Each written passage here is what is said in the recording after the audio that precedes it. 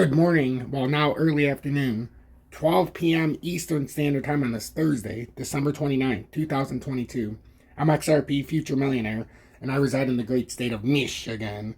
So we have a few things to go over. I appreciate all the kind wishes and all the get betters and yada yada yada from me being at the dentist yesterday. It was very sore yesterday, sore today, but not as sore, so getting better day by day.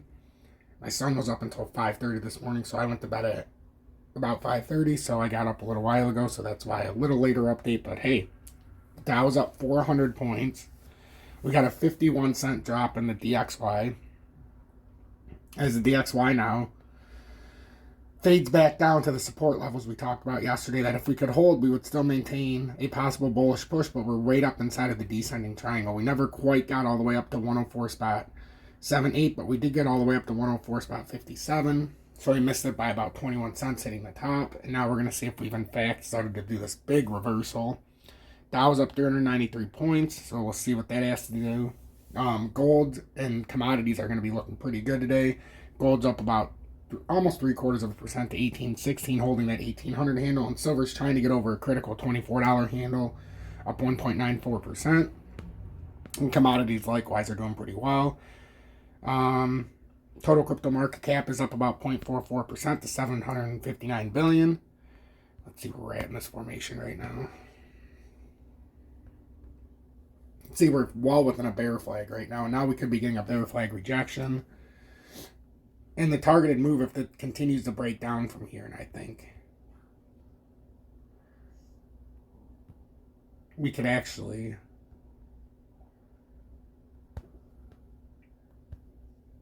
that gets us down to about 543, but I think we can make this a little more accurate based on where that last touch was. So it's more like 584 billion from where it actually touched last. So I'm saying 584 billion. The bottom of the structure is around 520 billion. And then we've got XRP. A lot of FUD came out again yesterday about a settlement, and isn't it crazy that every time they talk about how there's a settlement or there's some stuff happened with the Department of Justice because they told a white lie yesterday, as I explained from the beginning. And like I tell everybody, Tom, why do you do this even when you're in pain or when you have stuff going on? Because I love what I do. I love what I do. I love each one of you.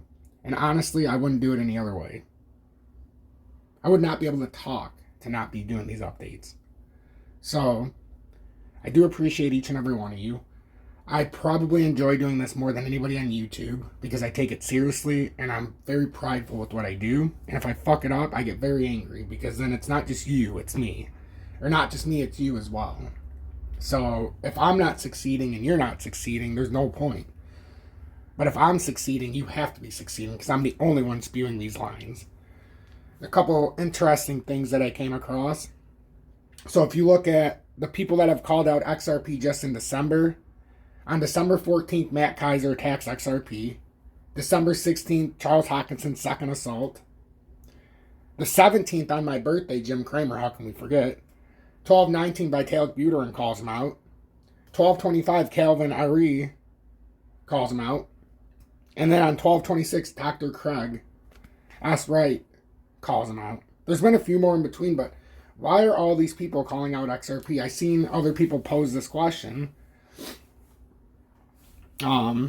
about the call outs on XRP, and some people are acting like it's because we're about to be in a bull run and everybody wants you to get out now. No, the reason why is because they want a capitulation event so that this cuts in half, if not more, and they can get it very cheap.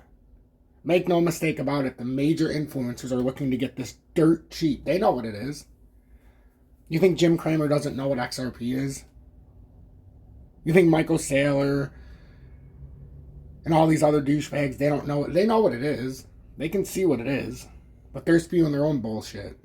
What better way for an institution to get in dirt cheap than to have everybody sell out of fear and capitulate the price down, and then nobody's going to buy it? If you sell it at 34.6, I guarantee you if you were down 80%, you're not buying it at 12 cents. So when everybody asks me, Tom, what should I do? You can't sell it. At 34 cents, I'd have a hard time telling people to sell it under $1. And the last time I advised everybody to wholesale sale was when 48 cents broke. And then ultimately, that was the last chance that you could have sold and been safe. Because with the spirals, let's face it, it came all the way up to almost 47 cents. So we need to make educated and informed decisions here, not based on the jurisdictional bullshit or the egotistical nonsense. It's a damn shame what people do to the XRP community because it's so easy to manipulate. It's amongst the most loyal and most hopium-filled communities that I know of. I mean, I'm a part of it. I've been for almost 2 years now just doing updates and being a part of the XRP and owning it and yada, yada, yada. I don't own it right now because we're liquid since $1.66, but it sure as hell was a hell of a ride up with each and every one of you, even though we only had about 1,000 subscribers at the time, or 2,000. It was a hell of a ride up from that 42-cent buy all the way up to $1.66. It was spectacular. And we bought some on the way up. We knew what we were doing. We didn't sell on every pump or dump on every retrace. We had an ultimate goal and we hit it and met it. And as I told everybody when this journey started, when I sold, I have a goal that has to be met before I buy back. It has not been met. The only time I bought back was at 28.7, 302, before that, or 32 cents for the third time, before the pushback up to 45. Sold that at 45.2 again and wholesaled. And I've been patient. Patience breeds confidence. Confidence breeds right decisions. Right decisions equals money in your pocket. So patience can make you rich in crypto. If you're very sporadic, if you want everything to happen tomorrow, or if you've got to be in at every moment, you're going to lose a shitload of money in crypto. You just don't understand. The biggest manipulation we have in crypto is that you need to buy and hold. Only a dumb fuck would do that. No offense. If you're long holding, it is what it is. If this applies to you by some way, somehow, and you bought at $3 and you're just saying, or $2 or $1.50, and you're saying, oh, long holding's the key, by no means am I telling you to sell out sub 35 cents. What I am telling you, though, is you've got to change that mindset. The only thing that's worth long holding is precious metals. Because no matter where you buy them, it's still a store of value. Crypto's not. And crypto will be worth holding when we hit the bottom of a bear market. And then you hold it through a bull market. And then if it looks like everything's coming unhinged, you have to sell it again. Even if it's your beloved XRP and my beloved XRP, because I feel empty without it. If the market dictates that we're going to have a complete turnaround and XRP shows we're going to cut by 80%, you got to sell it like I did. Now we're down almost 80%. To sell it now is crazy if you've been holding it that long. You might as well just hold it now, even though that's a giant bear flag. It's a head and shoulders pattern. It looks like we're coming down here in short order to the 323 level. It really does. Or the 321. We've got 335 underneath. But if we break 335, we've got 328, which I don't even know if you should even consider. You can have the 308 to 318, but it really doesn't matter. Once you break 335, you got 308 and 287 are the main supports. We're very close to a clusterfuck here. And you see, the exact rebound we had to 371, I called on the initial dump. Not just there. It was right when it got down here, and then it made the move down here. I said, wouldn't it be just like them to build a head and shoulders pattern here, right at 371? And it dumped down, had us feeling real good down to 333, and then bam, right back up to 371. And now it got rejected on the bottom side of this, remember. This was the support in the descending triangle. Now it's the resistance, or the symmetrical triangle. Now it's the resistance on the bottom side of the symmetrical triangle. What do you think that means? It sure as hell isn't good. The fact that everybody's talking about settlement and XRP pumping going into the new year is outrageous. It's outrageous. The fact that everybody keeps saying XRP hit a bottom is outrageous. If XRP hit a bottom and the pattern looks like this, by God, we're so lucky. If XRP hit a bottom and this is what the pattern formation looks like, we're lucky. Because if we somehow get buyers out of this, enough to overturn the market, we are, by God, the luckiest people on the planet if we still hold this. Targeted move is down to 328 on this small bear flag we created on December 28th. So this is just yesterday. We created this bear flag. Probably going to have to play down to the 323 level now. Or 328 level, I apologize.